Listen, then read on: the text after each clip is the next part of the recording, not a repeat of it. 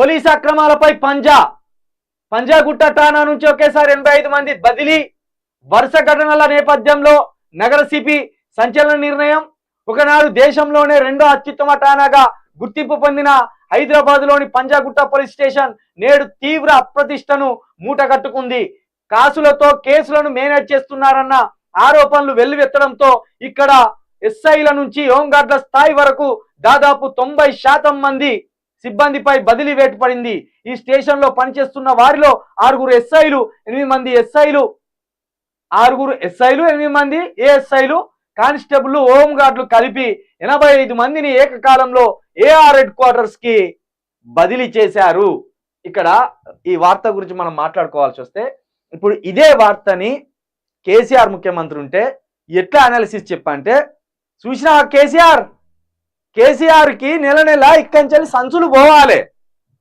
సంచులు పోతే కేసీఆర్ మంచిగా పంపిస్తాను పైసలు, కాబట్టి ఆ స్టేషన్లో వీళ్ళనే ఉంచాలి. మరి ఈ సంచులు ఇప్పుడు ఎవరి ఇంటికి పోయినాయి? ఈ సంచులు ఎక్కడికి పోయినాయి? రేవంత్ రెడ్డి ఇంటికి పోయినాయా?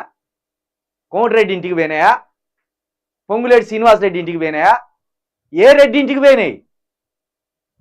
మీరే ఉన్నారుగా మంత్రులు, అయితే మెజార్టీ మంత్రులు అయితే మీరే ఉన్నారు కదా. అంటే ఏ ప్రభుత్వంలో కూడా పోలీసులను అవినీతికి పాల్పడమని ఏ ముఖ్యమంత్రి చెప్పడు. కానీ ఏది జరిగినా, ఏ చిన్న అంశం జరిగినా దాన్ని కేసీఆర్ మెడకే జుట్టిండి పాపాత్ములు, ఈ దరిద్రుడు, ఈ సన్యాసుడు, ఇట్లనే అనాలి.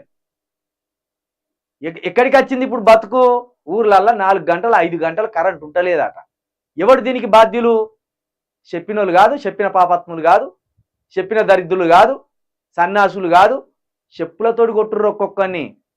అప్పుడు ఎవడెవడైతే ఇట్లా లేనిదంతా ఒక అల్లి బట్ట గాల్చి కేసీఆర్ మీదనే వేసింలో ఒక్కొక్కరిని తన్నుర్రి తెలుసు కదా మీకు, ఎవడెవడు బట్ట గాల్చి మీద వేసింలో.